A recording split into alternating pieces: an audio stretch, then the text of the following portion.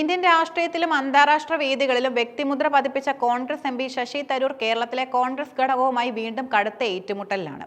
പ്രധാനമന്ത്രി നരേന്ദ്രമോദിയെ പുകഴ്ത്തിയതുൾപ്പെടെയുള്ള തരൂരിന്റെ തുടർച്ചയായ പ്രസ്താവനകളും രാജ്യ താൽപര്യത്തിനായി എതിരാളികളുമായി സഹകരിക്കണമെന്ന അദ്ദേഹത്തിന്റെ നിലപാടുമാണ് കേരളത്തിലെ കോൺഗ്രസ് നേതാക്കളെ പ്രകോപിപ്പിച്ചത്. ഈ വിഷയത്തിൽ KPCC മുൻ പ്രസിഡന്റ് രാജ്മോഹൻ ഉണ്ണിത്താൻ MP ഉൾപ്പെടെയുള്ള നേതാക്കൾ പരസ്യമായി നടത്തുന്ന രൂക്ഷ വിമർശനങ്ങൾ തരൂർ വിഷയം കോൺഗ്രസിനുള്ളിൽ ഒരു രാഷ്ട്രീയ ഭൗതിക യുദ്ധമായി വളരുന്നതിന്റെ സൂചനയും നൽകുന്നു.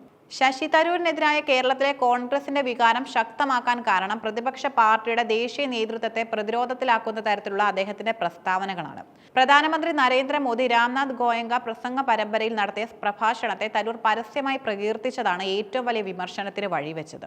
മോദിയുടെ പ്രസംഗം കേവലം രാഷ്ട്രീയ പ്രസംഗമായിട്ടല്ല, മറിച്ച് ഒരു സാംസ്കാരിക ആഹ്വാനമായും സാമ്പത്തിക നിലപാടുകൾ മികച്ചതായും തനിക്ക് അനുഭവപ്പെടുമെന്നും തരൂർ വ്യക്തമാക്കി.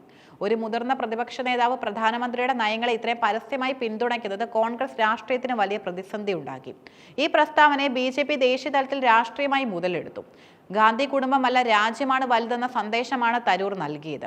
അത് രാഹുൽ ഗാന്ധിക്കുള്ള സന്ദേശമാണെന്ന് BJP പ്രചരിപ്പിച്ചത് കോൺഗ്രസിന് വലിയ നാണക്കേടുണ്ടാക്കി. ഇതിന് പിന്നാലെ ഗൾഫ് രാജ്യങ്ങളിൽ BJP സർക്കാർ കൈവരിച്ച വികസന നേട്ടങ്ങളെക്കുറിച്ചും തരൂർ അനുകൂലമായി സംസാരിച്ചത് കേരളത്തിലെ കോൺഗ്രസ് നേതൃത്വത്തിന്റെ ആശങ്ക വർദ്ധിപ്പിച്ചു. അമേരിക്കൻ പ്രസിഡന്റ് ഡൊണാൾഡ് ട്രംപും ന്യൂയോർക്ക് മേയറായി തിരഞ്ഞെടുക്കപ്പെട്ട സൊഹറാൻ മംതാനിയുമായുള്ള കൂടിക്കാഴ്ചയുടെ ചിത്രങ്ങൾ പങ്കുവെച്ച് തരൂർ നടത്തിയ എക്സ് പോസ്റ്റാണ് ഏറ്റവും ഒടുവിലത്തെ വിവാദം. തിരഞ്ഞെടുപ്പുകളിൽ ആവേശത്തോടെ പോരാടുക എന്നാൽ അത് അവസാനിച്ചു കഴിഞ്ഞാൽ രാജ്യത്തിന്റെ പൊതു താല്പര്യങ്ങൾക്കായി പരസ്പരം സഹകരിക്കാൻ പഠിക്കുക. ഇന്ത്യയിൽ ഇത് കാണാൻ ഞാൻ ആഗ്രഹിക്കുന്നു. എന്റെ പങ്ക് നിർവഹിക്കാൻ ഞാൻ ശ്രമിക്കുന്നു. ഈ കുറിപ്പ് തിരഞ്ഞെടുപ്പിൽ പരാജയപ്പെട്ടാലും പ്രതിപക്ഷ കക്ഷികൾ ഭരണകക്ഷിയുമായി സഹകരിക്കണമെന്ന സന്ദേശമാണ് നൽകുന്നത്. നിലവിൽ BJPക്കെതിരെ ദേശീയ തലത്തിൽ വിശാലമായ ഒരു പ്രതിപക്ഷ സഖ്യത്തിന് കോൺഗ്രസ് ശ്രമിക്കുന്ന സാഹചര്യത്തിൽ ഈ പ്രസ്താവന പാർട്ടിയെ ദുർബലപ്പെടുത്താനുള്ള ഒളിയുദ്ധമായി കേരളത്തിലെ നേതാക്കൾ വിലയിരുത്തി. ഇത്തരത്തിൽ പാർട്ടിക്കെതിരെ നിരന്തരം നിലപാടെടുക്കുന്നത് തരൂർ കോൺഗ്രസിൽ നിന്ന് പുറത്തു പോകാൻ തയ്യാറെടുക്കുന്നു എന്നതിന്റെ സൂചനയായി ഹൈക്കമാൻഡിന് പോലും തോന്നുന്നു. ശശി തരൂരിന്റെ പ്രസ്താവനകളോടുള്ള കേരളത്തിലെ കോൺഗ്രസ് നേതൃത്വത്തിന്റെ കടുത്ത വികാരം രാജ്മോഹൻ ഉണ്ണിത്താൻ MPയുടെ വാക്കുകളിലൂടെ പുറത്തു വന്നത്. രക്തസാക്ഷി പരിവേഷത്തോടെ പാർട്ടി വിടാമെന്ന് ശശി തരൂർ കരുതണ്ട. ശശി തരൂരിന് വേണമെങ്കിൽ പാർട്ടിയിൽ നിന്ന് പുറത്തു പോകാം. ഇത് കോൺഗ്രസ് ഹൈക്കമാൻഡിന് നൽകുന്ന ശക്തമായ സന്ദേശമായിരുന്നു. ഉണ്ണിത്താന്റെ ഈ അതിരൂക്ഷമായ പ്രതികരണം തരൂരിനെ പ്രകോപിപ്പിച്ച് സ്വയം പാർട്ടി വിടാൻ പ്രേരിപ്പിക്കുക എന്ന KPCCയുടെ ആസൂത്രിത നീക്കത്തിന്റെ ഭാഗമാണ്. ബീഹാർ തിരഞ്ഞെടുപ്പ് സമയത്ത് മോദി നെഹ്റുവിനെയും ഇന്ദിരയെയും രാജീവിനെയും കുറ്റപ്പെടുത്തിയത് തോൽവിക്ക് കാരണമായി.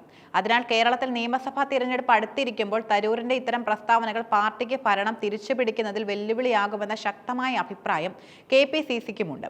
തരൂർ ഒളിയുദ്ധം നടത്തുന്നത് നിർത്തിയില്ലെങ്കിൽ അത് വലിയ പ്രത്യാഘാതം ഉണ്ടാക്കുമെന്നും നിരന്തരം നടത്തുന്ന മോദി സ്തുതിയിൽ നടപടി വേണമെന്നുമാണ് കേരളത്തിലെ നേതാക്കൾ ഹൈക്കമാൻഡിന് നൽകുന്ന പ്രധാന മുന്നറിയിപ്പ്.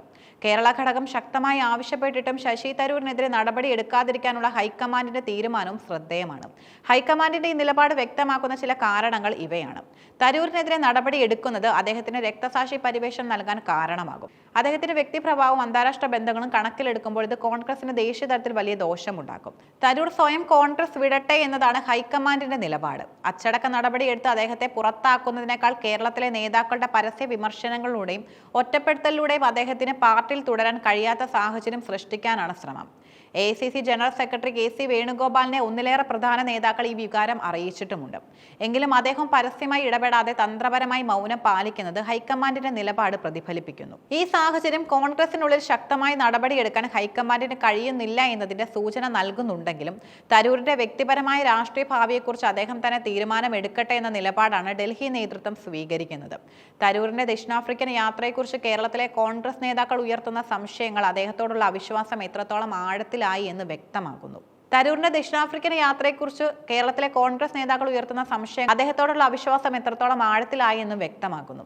ഡെസ്മണ്ട് ടുട്ടു അനുസ്മരണ പ്രഭാഷണത്തിലാണ് പോയതെന്ന് തരൂർ പറയുമ്പോൾ പിന്നാലെ മോദി ദക്ഷിണാഫ്രിക്കയിൽ എത്തിയതിനെ ഈ നേതാക്കൾ കൂട്ടിവായിക്കുന്നു. മോദിയുടെ ദക്ഷിണാഫ്രിക്കൻ യാത്രയുടെ മുന്നൊരുക്കമാണ് തരൂർ നടത്തിയതെന്ന് പോലും ചില നേതാക്കൾ ആരോപിക്കുന്നുണ്ട്. ഒരു പ്രതിപക്ഷ MPയെക്കുറിച്ച് സ്വന്തം പാർട്ടിക്കുള്ളിൽ നിന്ന് ഇത്രയും ശക്തമായ ഗൂഢാലോചന സിദ്ധാന്തം ഉയരുന്നത് കോൺഗ്രസിന്റെ ആന്തരിക കെട്ടുറപ്പിനെയാണ് ചോദ്യം ചെയ്യുന്നത്. ശശി തരൂർ വിവാദം കോൺഗ്രസ് പാർട്ടിക്ക് മുന്നിൽ ചില അടിസ്ഥാനപരമായ ചോദ്യങ്ങളും ഉയർത്തുന്നു. പ്രതിപക്ഷ പാർട്ടി എന്ന നിലയിൽ ഭരണകക്ഷിയെ നിരന്തരം വിമർശിക്കുകയാണോ അതോ രാജ്യ താൽപര്യത്തിനായി മികച്ച നയങ്ങളെ പിന്തുണയ്ക്കുകയാണോ വേണ്ടത്?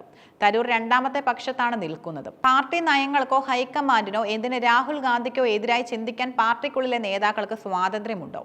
തരൂർ ഒരു ഭൗതിക നേതാവെന്ന നിലയിൽ നിലയിൽ സ്വന്തം ചിന്താഗതികൾ തുറന്നു പറയുമ്പോൾ അത് ഗ്രൂപ്പ് രാഷ്ട്രീയത്തിന്റെ പേരിൽ അടിച്ചമർത്തപ്പെടുന്നതിനായി ആക്ഷേപമുണ്ട്.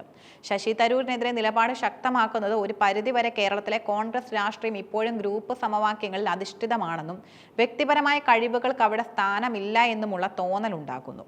ശശി തരൂർ ഒരുപക്ഷെ ഇന്ത്യയിലെ രാഷ്ട്രീയ പാർട്ടികളിൽ നിലവിലെ ശൈലികളിൽ നിന്നും വ്യത്യസ്തമായി ഒരു പോസ്റ്റ് പാർട്ടി പൊളിറ്റിക്സ് സമീപനം സ്വീകരിക്കാൻ ശ്രമിക്കുന്നുണ്ടാകാം. അതായത് പാർട്ടി അതിർവരമ്പുകൾക്കപ്പുറം രാജ്യ താൽപര്യത്തിന് പ്രാധാന്യം നൽകുന്ന ഒരു രീതി. എന്നാൽ ഇന്ത്യയിലെ ശക്തമായ ഗ്രൂപ്പ് രാഷ്ട്രീയത്തിൽ ഈ സമീപനം എളുപ്പത്തിൽ സ്വീകരിക്കാൻ കഴിയുന്ന ഒന്നല്ല. ശശി തരൂർ വിവാദം കോൺഗ്രസിലെ ഒരു താൽക്കാലിക പ്രശ്നമായി ഒതുങ്ങുന്നില്ല. ഇത് കോൺഗ്രസ് പാർട്ടിയുടെ ഭാവി നിലപാടുകളെയും ആഭ്യന്തര ജനാധിപത്യത്തെയും ദേശീയ രാഷ്ട്രീയത്തിൽ നരേന്ദ്രമോദിയോട് എങ്ങനെ പ്രതികരിക്കണം എന്നതിനെ ബാധിക്കുന്ന ഒരു നിർണായക ഘട്ടമാണ്. തരൂരിനെതിരെ നടപടിയെടുക്കാതെ അദ്ദേഹത്തെ ഒറ്റപ്പെടുത്താനുള്ള KPCCയുടെ നീക്കവും അതിനോടുള്ള ഹൈക്കമാൻഡിന്റെ മൗനവും കോൺഗ്രസിൽ പുതിയ രാഷ്ട്രീയ സമവാക്യങ്ങൾ ഉടലെടുക്കുന്നതിന്റെ സൂചന നൽകുന്നു. തരൂർ സ്വയം പുറത്തു പോവുകയാണെങ്കിൽ അത് കോൺഗ്രസിന് ദേശീയ തലത്തിൽ വലിയ പ്രതിച്ഛായ നഷ്ടം ഉണ്ടാക്കുമെന്നതിലും സംശയമില്ല.